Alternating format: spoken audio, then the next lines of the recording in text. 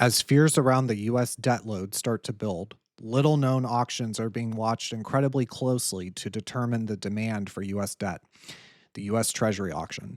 Today, $39 billion of 10-year bonds were sold, and today we will try to describe how these auctions work and what the results tell us about the demand for US debt. So, here are the results for today's 10-year auction. If none of this makes sense, that is okay. We will go through the terms right now. I created a bit of an example that hopefully will illustrate some of these concepts. But generally speaking, treasury auctions, the structure of a treasury auction is what's called a Dutch auction. This is where the seller sets the quantity, the opening price. In this case, 39 billion of 10-year treasuries, and the price, which is called the when issued. This is the yield at the time of the auction. The auction starts, goes down in price until all the $39 billion are bought up, until that entire supply is absorbed. The auction has to keep going. The auction then clears when all the supply is absorbed, and whatever that last price to absorb the entire supply, whatever that last price is, that is the clearing price. Everyone gets that price. So that is how a Dutch auction works. Here I have kind of hopefully two examples that will try to illustrate some of these concepts. In both cases, there are 100 units of product XYZ. The starting price is $100 for each of them. Let's start with the strong auction. So in the strong auction, the price drops to $90. Bidder A comes in and says he'll buy 80 units. Remember, you're trying to sell 100. He'll buy 80 units at $90. Well, you still got to go down in price. There's still more that you have to absorb. So now you go down to $80. Bidder B comes in and says, I'll buy 20 units at $80. That is enough to absorb the entire 100 units. So the auction clears at $80 and everything gets issued at $80. But there was bidder C, a third guy, and he was just kind of waiting there in the background. He was ready to buy 200 units at $80. So in this case, there's something called the tail or the stop through. The tail is the difference between the last accepted price, in this case $90, and the final clearing price, in this case $80. So the tail in this case is $10. The bid to cover, the tail and the bid to cover, or the tail stop through and the bid to cover are kind of the two main ones to focus on here. The bid to cover indicates the degree of oversubscription in the overall auction. So in this case, we're trying to sell 100 units, but if you total up all the bids, there's 300 bids. And that is over and above what you need. You only need 100 bids, but you have 300, right? Because remember, he didn't end up buying any, but he was there. Bidder C was there waiting and willing to buy 200 units at 80. So you take the total number of bids, which in this case is 300, 200 plus 20 plus 80, and you divide it by the total amount of supply that you are trying to sell, which is 100. So the bid to cover is 3.0. Generally speaking, you want this number to be higher because the higher this number is, the more oversubscribed the auction is, the more demand there is for whatever you're trying to sell. In the weak auction, it's the same exact thing, trying to sell 100 units of product XYZ, price at $90. Bidder A goes, I'll buy 20. Well, that's nowhere near enough, so you got to drop the price to 80. Bidder B comes in and says, I'll buy 20. You're still nowhere close. Price has to drop to 70. Bidder C comes in, he's willing to buy 50 units. Okay, that's still not enough. So the price goes down to 60. Bidder D comes in and he's willing to buy 10 units. That is now 100 units. You add all those up. It's 100 units. That is what you're trying to sell. The auction clears. There are a total of 100 units sold at that final price of $60. Now, the tail in this case is much larger. It is 90 minus 60. So the tail in this case is $30. And hopefully, just intuitively, you can see how this would indicate weaker demand. The variance that is needed to absorb the supply, the variance between these two bids is much greater. Hopefully, intuitively, that makes sense compared to, say, this strong auction. And not only that, but the bid to cover is only 1.0, right? There is no bidder E or F or G. There's no one else. There is just 100 bids and 100 units that you're trying to sell. So you divide the two of those, 1.0, 100 divided by 100. Bid to cover 1.0. When people talk about a failed treasury auction, what they are referring to is a situation in which there is no bidder D, right? So you have 20, 40, 50, that's 90 units at 70, but then there's no one else willing to buy. You could drop the price to 50, 40, 30, 20. There is no one else willing to buy. Remember, you have to sell 100 units. If there's only 90 bids, and you're trying to sell 100, that is a failed auction. In my opinion, that the chance that we'll see that, I think is very low, and we'll get to kind of a reason why in a second here. But the bid to cover in this situation is 1.0. If we had a treasury auction with a bid to cover of 1.0, the Treasury Department would be in full blown meltdown. That would be kind of like almost end of the world, super, super weak demand. So now let's look at the results from this auction. So here is a visual representation by Zero Hedge, a chart that he created. This shows the tail slash stop through. Okay, so the tail and the stop through, it's the same concept, right? You're trying to absorb, it is the difference between these two numbers, or in this case, 90 and 60.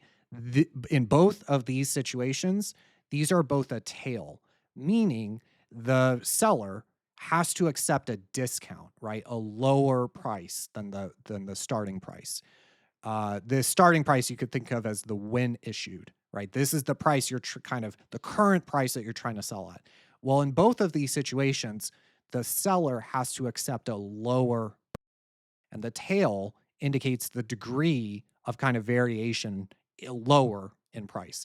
Well, now imagine that the exact opposite, right? You're trying to sell 100 units at $100, but people really want to buy product XYZ.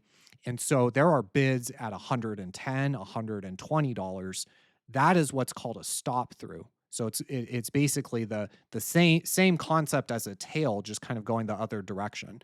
That is what a stop through is. It is the same concept, just kind of going the other direction. And we can see that the past 4 auctions, we've had a stop through, meaning the Treasury to issue at a lower yield. Remember, a bond is inverse to the yield. The value of the bond is inverse to the yield. So in this situation here, right, as we're going down in price, the yield is going up, right? So you could think 4.9, 5, 5.1, 5.2%. Because remember, they're inverse. So you have to keep that in mind kind of as I refer to this. So a stop through indicates that the yield is lower than the kind of current price, the when issued price, the price that the bond was trading at, the yield that it was trading at. The Treasury was actually able to issue all the debt at a lower interest rate, which is great for them because every basis point matters when you're talking $37 trillion of debt. A tail, on the other hand, is the exact opposite. A tail indicates the Treasury has to issue at a higher yield than they were trying to get, right? Than the bond was trading at before the time of the auction. We can see we had some pretty historic tails. This is what you don't want to see if you're the Treasury Department. We had some pretty historic tails in 2022 and even in 2024. Today, or this auction currently, we have a stop through. It's declined over the past 3 auctions, the past 3 months. The stop through has declined, but we still see a stop through, right? We don't see a tail. So that is, healthy demand. That is a good indication. Well, there's other components to a treasury auction, and so here go through some of those. So we talked about bid to cover in black. Remember, the bid to cover is the degree of kind of oversubscription, right? And we can see that is basically kind of flat going back. This chart goes back to, like 2013. It's basically been right around 2.5, meaning there are 2.5x as number of bids as the total size of the auction.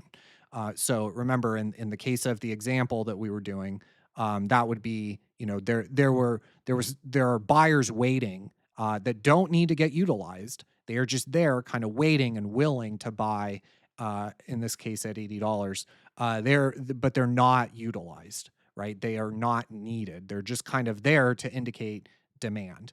And so we can see that with the bid to cover, we can see that that has been relatively constant going back. This chart goes back to 2009. We can see the bid to cover slightly declined from where it was in '09 and 2010, but in general, over the past decade or so, it's been relatively flat.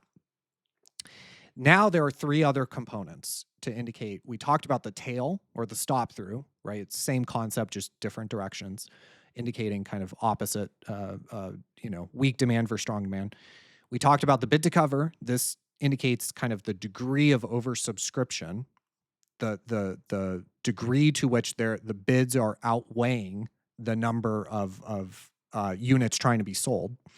Well, there's a third kind of main thing to look at here, which is the composition of who is buying. So there are three main components. There's the primary dealers, direct bidders, and indirect bidders. So primary dealers are basically very large firms here in the U.S. Usually, like an example would be Cantor Fitzgerald. They're a primary dealer. Um, they have an agreement. They have certain privileges and they get certain perks to be a primary dealer. Is not easy to become a primary dealer. Is a relatively exclusive sort of thing to be a primary dealer, and they get certain perks for that. Well, the Treasury also they get perks from the government, but the Treasury also asks something of them, which is in our Treasury auctions, you will be the buyer of last resort. So we can see in blue, this represents the percentage of the total supply that needed to be bought by primary dealers. And we can see that, the blue bar here, this is like the third or fourth lowest primary dealer take up on record, or at least going back to 2009. Direct bidders. Okay, direct bidders are kind of smaller firms, usually domestic, like a hedge fund or family office, that kind of thing. We can see that demand amongst the direct bidders has certainly declined since 2012, 2013, but is relatively flat going back. It vacillates some degree. Looks like there was a dip here in 22, 23, kind of started to kind of make a little another high, but has been somewhat declining. It's hard to say sometimes. Try to look for the trend in this, not auction to auction, as you can probably tell. There can be some big kind of variation with some of these numbers. So you try to kind of evaluate the trend. And you could say the trend is kind of trending down to flat going back, depends on your time frame. And that's direct bidders. Then indirect bidders, this is super important. So indirect bidders are like large foreign institutions, central banks, even, right? Foreign buyers, foreign demand. And what we can see with them is very robust demand. Now, 3 auctions ago, excuse me, there was, I think, a historic degree of indirect bidders. And you can see this green bar goes almost all the way down to primary dealers took up a tiny percent. Direct bidders took up next to nothing. Indirect bidders were huge, right? You can see that green bar go almost all the way down. And so, we have declined from there. But if you look at the bigger trend here, indirect bidders, these kind of foreign bidders, have remained very, very strong. So those are kind of the main metrics. Now we have a $30 billion, a $22 billion 30-year auction tomorrow. That I think will be more telling or more interesting. 10-year is still, a longer maturity compared to a Treasury bill, compared to a 3-month or a 6-month bill. The 10-year is certainly kind of starting to get out there in terms of duration, but it's nowhere near a 30-year. Because remember, the longer the duration, the more convexity there is with the bond. So the more volatility there is with the bond, because you're exposed to a larger degree of risk, right? If you are just going to buy a 6-month bond, you're not super worried if inflation spikes because you're only buying it for 6 months. Who cares if inflation goes up 10 basis points next month or the month after? You don't really care. When you're committing to buy a 30-year bond, though, you are locking in that rate for 30 years. So you need to be extra certain that whatever the yield is that you're buying that bond at, whatever the yield is, that it is high enough to compensate you for the next 30 years. Now, when you look at a government who is highly indebted, whose interest payments are absorbing over 20% of tax receipts, mandatory spending over a 100% of tax receipts, we are well aware of the fiscal issues. You look at a country in that situation and you think to yourself, well, the only way that they can really get out of this is with inflation. And so it's natural that the longer maturities require a higher yield. Because remember, there are no bad bonds, there are only bad bond prices. So a 30-year is currently around 5% as of today. If there's not enough buyers at 5%, take it to 6%. There is always a yield at which buyers will be unlocked, right? You take the yield high enough, there will always be buyers for bonds. And this is true for corporate bonds, municipal bonds, treasury bonds. This is true for any kind of bond. There's never a bad bond, underlying bond. There's only a bad bond price. You take the price low enough, people are willing to come in and buy it, right? To take the yield high enough, people are willing to buy it. If you had a 30-year treasury, you might think it's bad at the situation is bad, but if they're issuing 20%, yeah, I'll buy some 30-year bonds at 20%, right? So that concept, because you're trying to protect yourself for 30 years of inflation, and other risks. So the longer the maturity, the more that these things kind of start to matter, and the more convexity that there is, the more volatility that there is in the underlying security, the more certain you have to be of the yield, that the yield is high enough to compensate you for what is likely going to happen over the next 30 years. So here's the 10-year bond. We see the results here that we kind of stopped through, but to cover. We can see the 10-year treasury is down 6 basis points today. Here, let's look at the long-term time frame here. We can see that going back to the 80s, we were in this very, very clear, this is the 10-year, we're in this very, very clear downtrend, and we have clearly broken out to the upside. And there has been a trend change for sure. And remember too, nominal growth. We addressed this in the video we did earlier today. Nominal growth has been falling for 4 or 5 years. The 10-year and the 30-year are now above nominal growth. If you use today's CPI, which came in 10 basis points, we're now above, the cost of the debt is now above nominal growth. This is where things start to get a little sketchy. Now, granted, we don't issue a lot of debt at 30 years or 10 years even. And this is because there's not much demand out there. And if we were trying to, because the size of the auction matters too, right? If you're only trying to sell $10 billion of 30-year notes, yeah, you could probably have a relatively strong looking auction, but you're only trying to sell 10 billion. I mean, some of the auctions that we have on the shorter maturities are like 60, 70, 80, 90 billion dollars for the shorter maturities, because that's where the demand really is. And so by shifting the issuance to the front end of the yield curve, you kind of, it's a trick, it's an optical illusion to make it seem like there's demand further out, but really there's not, because you just keep reducing the amount of supply out at the longer maturities. So 22 billion of 30-year notes, right, is going to be a lot different than if you're trying to sell 100 billion, because remember how it works. It's a Dutch auction. You have to go through until that entire 100 billion is absorbed. So the bigger the auction size, I guarantee that if they 5x'd the amount of bonds that they were trying to sell today or tomorrow, the tail would be worse. The bid to cover would be worse. This is just, hopefully makes logical sense. So the size of the auction also plays a huge role in determining how it looks and what the yield is. Now, look, they would be able to sell $100 billion of 30-year bonds if they wanted to. The problem is that it would take, you probably have like a 3, 4, 5 basis point tail instead of a stop through. And you would probably need to, the yield that you would need in order to entice $100 billion worth of buyers would be pretty high, right? But you can always get it done. The problem is that you just require a lower bond price or higher yield in order to get it all sold. So, anyways, hopefully that was helpful, educational. We'll be watching tomorrow's bond auction for sure. Um, these are kind of lesser known things, but recently, with all the issues with the debt and treasuries and the bond market, these are kind of starting to come into focus, and so hopefully that was educational and at least priming for some of these terms that we'll probably be talking about tomorrow after the 30-year auction. So, anyways, I will catch you in the next one.